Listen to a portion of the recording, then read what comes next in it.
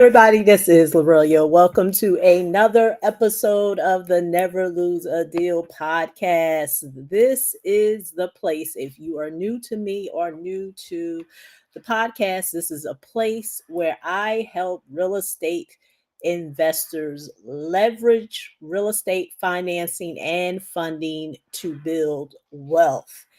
And the way that I do that is what I want to talk about today. And so that is why I titled this video, How to Finance Hack Your Way to Real Estate Wealth.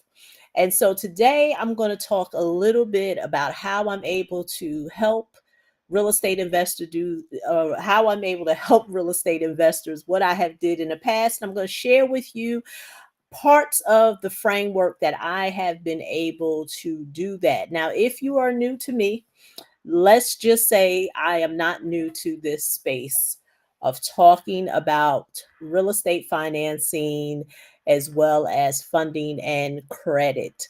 If you're watching it on YouTube, right here on this channel, I have over 800 videos on this topic. I've been talking about it for many years, so just understand and rest assured that I am not somebody who just popped up and decided to just start talking about this. I've been talking about this for many years. And so that is what I want to talk to you about today. So in the last couple of videos, I've been talking a lot about asset-based lending. I've been talking about how it is used when it comes to real estate. I've been going really deep talking about different types of asset-based lending, for example, DSCR loans. And as promised, I said I'm going to talk about some other areas of asset-based lending. But today I want to talk about, can you hack your way? Can you finance hack your way to real estate wealth? And I want to say you can. And I'm going to share with you how I have been able to help some of my clients do that. Now, when I think about finance hack, I think about in real estate, it's very commonly known that there is a terminology called house hack. And house hacking is when real estate investors literally find ways and strategies for them to be able to buy a particular deal when it comes to real estate, whether that's, the burst strategy, whether that's fix or flips. But at the end of the day, it is an actual terminology of house hack. Well, I thought about, once again, my phone always does this every time I do this, I do a video. But anyway, as I was saying, when it comes to real estate, and I hope I'm back. I don't know if my camera went out, but I'm back. But when it comes to real estate, I thought about in financing, thought about finance hack. And what do I mean by that? So, as I mentioned to you on this channel, I talk a lot about creative financing in real estate, and pretty much how that works is that what I do is I pretty much help real estate investors strategically find the right financing vehicle that would help them to expand their portfolio. And so that is what I want to talk about today. And understand, as I go through the framework and how I'm able to help my clients, I use a framework that I've created called the Fund to Wealth framework. And I'm going to go through the different types of pillars. But let me just explain to you this. This is what I commonly know, and what works for me and how I'm able to help people. It's, especially when it comes to real estate investors. Now, one thing that I know is that if you are a new real estate investor, you're probably not going to find any value in what I'm sharing with you today, because what I don't want to do, and I've said this in other videos, especially, with me going into the topic of DSCR loans and asset-based lending, is that I never want to have people thinking that it's just going to just be this one thing that's going to make you an overnight real estate millionaire. And so when I use the terminology wealth, wealth can be many things to different people. And so everyone, if you got five people and you literally put five people in the room, all those five people are going to have a different definition when it comes to wealth. And that is why, with the framework and the methodology that I have shared and worked with clients on, they're the ones who express to me what it is that wealth is to them and how it pertains to them and what it's going to look like for them. It is not my job to create and paint a picture of what wealth is. So understand that, as I mentioned, the new investor, and that's why I said, the topic of what I'm talking about today, it may not be relatable to the new investor. And the reason why is because a lot of times when you are new to anything, but let's just stay, on the topic with real estate, you're not really clear on what it is that you want to do. So what happens is that you kind of lean on what it is that you may see others do, whether it's physically what you may have, saw, in your general area of what some real estate investors are doing, or what you've seen, online. But at the end of the day, you have not concretely, you really don't have a vision of what that looks like, for yourself. And so what happens is that we're not really clear on what it is that you want.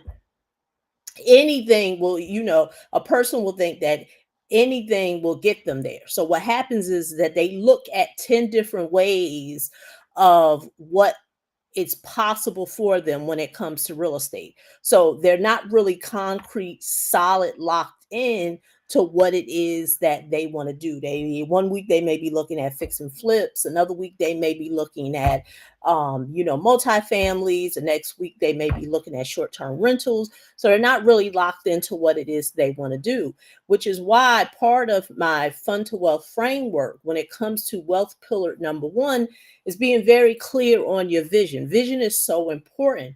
So many of the investors that I work with are seasoned investors. And when I say seasoned investors, every person, and I don't care what it is that you do, you can be, baking cakes to I don't know, doing hair, to even with real estate. Every business owner has a different stage, a stage of where they're at. And so for the new real estate investor, like I said, really not clear what it is that they want to do. They kind of know, but they still haven't actually did anything themselves. So what happens is that, like I said, they're pretty much wishy-washy on what is possible. Whereas the person that I usually work with, and the ones that I work best with, is those who do have some experience, meaning that they have already completed a deal or have did several deals. And like I said, pillar number one, wealth pillar number one, is having clear vision on what it is that you want to do, how you want to build out the real estate, your real estate business, your real estate portfolio. Because once again, I'm talking about finance hack. And so when I mention finance hack and how we're going to literally hack finance to get you to your wealth goal, number one, wealth takes time. So the newbie real estate investor, they don't realize that it takes time. And you've heard me say in other videos, I'm never going to have you to believe that one real estate deal is going to, voila, make you an overnight millionaire. As much as, like I've said in other videos, right now online, it's a really weird place. You have people who are telling people that there's overnight riches with just one credit card. And I'm never going to mislead anyone to think that. And so the seasoned investor, the one who has actually, accomplished something, has been successful with doing deals, they clearly know that what they're doing, they are building it over time. Just last week, I wrote a post on my Facebook, and I talked about the mindset of a lot of the clients that I've worked with.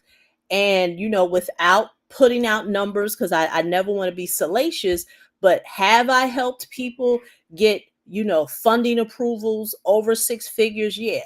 And then there has been, the individuals who, their funding approvals weren't that high, or they may not have been in a place to get funding at this point, but because they know that there is a horizon that's going to take time to get them there, they didn't see it being a disappointing process. Because, like I said, without being salacious, without misleading people, there are people that I've worked with that have gotten funding approvals over six figures and still was not satisfied. And the reason why I say still not satisfied is because they didn't have a clear vision on what it is that they wanted to do. See, a lot of times we think, and that's why I said, you're going to finance your hack to wealth. The most misleading thing is a person thinking that I just need this one thing to get me there. And it's never just one thing. It's going to be a myriad of things. It's going to be many things that's going to get you there. It's not just going to be one thing. It's not just going to be one funding source. And so that is why with wealth pillar number one, having vision and clarity is the one thing that we drill down on. Because going back to the investors that I worked with who didn't get the highest funding approvals, but they got something, they knew that, okay, this is the start. This is more than I was able to do on my own. Because once again, seasoned real estate investors know that there is a particular expertise that they have. And that expertise is what it is that they do in real estate, whether it's, like I said, buying tax liens and tax deeds, or like I said, doing the burst strategy, buying short-term rentals. That is what they're an expert in, finding deals. But what they understand is that they're not an expert in the finance portion. And that's where I come in. That's where I would come in. So I talked about wealth pillar number one, part of the fund of wealth methodology that I have. Wealth pillar number two, to briefly go over that, is designing what does it look like? What are you really trying to build out? Because, you know, uh, as I mentioned in other videos, there are so many areas. Let's just take asset-based lending. There's so many areas of asset-based lending that you can go. DSCR is just one of the most popular ones right now. That's the new buzzword. But there's all other types of asset-based lending that has been around that could still help you to still get to the goal that you have and that you want to be able to get to. But because you only know the popular buzzword, you don't realize that there's so many other ways to get you there. The same way when I talk to clients about business funding. Business funding is not just a credit card. As much as you hear on the internet of and a lot of the salacious talk that is in the marketplace when it comes to business funding, but it's not just that. It's a combination of things. When if you talk to any business professional that is in the business finance, business funding area, they will tell you it is a combination of credit cards, loans, lines of credit. It's not just a business credit card. There's many areas. But going back to pillar number two, wealth pillar number two, meaning to be able to design what it is that you want. Once you really get clear and map out, okay, this is what I ultimately want to do. Now, now ultimately, what you want to do is not going to just take one just thing. It's not going to just take, oh, when I get this DSCR loan or any type of lending, that is the one thing that's going to help me build out my picture that I have for myself when it comes to building wealth. I know that it is going to take time. And so what does it look like? And once you know what it is that you truly are trying to do, what you know, how you want to map it out, then now a plan and a strategy can be put in place on what financial vehicle you can use. And this is where the hacking finance hacking comes in. Is that now you can literally map out and design and look at, okay, what is the best financing vehicle to get me where I'm at? Just last week on I posted on, I believe, LinkedIn and maybe Facebook, and I talked about one of the calculations that is not heavenly talked about when it comes to leveraging financing. And as much as you know, right now in the online marketplace, you hear a lot of people talk about leverage, talk about leveraging funding, talk about leverage finance, but the one piece that they seem to leave out is no one is really talking about the return on the investment of you being able to use those leverage funds and do it work for you. One of the things that I've seen that happen in the past couple of years, and I've had people that I've talked to for consultations, is that a few people feel like, okay, the funding that I got didn't really help me get to my goal. And my thing is this, I'm never going to knock another professional, because at the end of the day, I don't know what agreement you may have had with that person, but was the financing that you wanted in alignment with the goal that you have in hand?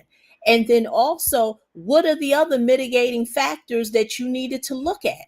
What a lot of people don't understand is just because you get this particular type of funding, what impact is it going to have on your other bills that you still need to have?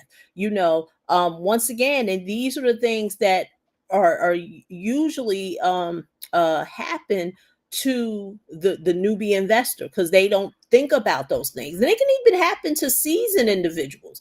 They may not even realize that they could have, they've gotten heavily leveraged on some areas, and the impact that can have on other areas of their real estate business. So, in that post, I talked about, how often do you as a professional look at, the leverage return on investment of the financing that you get. Once again, it's not just no one thing. For the person who's thinking, oh, I just need to get a DSCR loan, and I'll be in it to win it.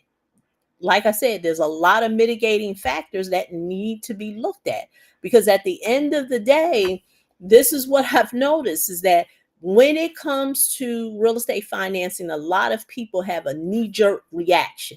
Just last week, we had a knee-jerk reaction when the feds lowered the interest rate. So once again, you had real estate investors who want, knee-jerk reaction, and that comes from, because it's an industry of knee jerking, where now you got, a mortgage broker who's saying, okay, rates are low, this, that, and the other. And then the real estate investor is like, deer in headlights. Should I do something now? Should I wait? Or am I still going to get, is it going to be a case of like in 2020 and 2021 when the interest rates were like at 2%? Should I wait? And so that's the whole point of, with the methodology that I share with clients, with the fund of wealth, is that with hacking finance, you get to really design what it is that you're looking to do, how that works within your vision of what you have for your real estate business. And so that leads me to wealth pillar number 3. And the third one is really, now you already know, okay, this is the financing vehicle that I'm going to be able to use. Because a lot of times, many people have asked me, is it possible, Aurelia, that you can pair, business funding with asset-based lending? And I've told people, yes, you can, but it's a matter of, how it's done.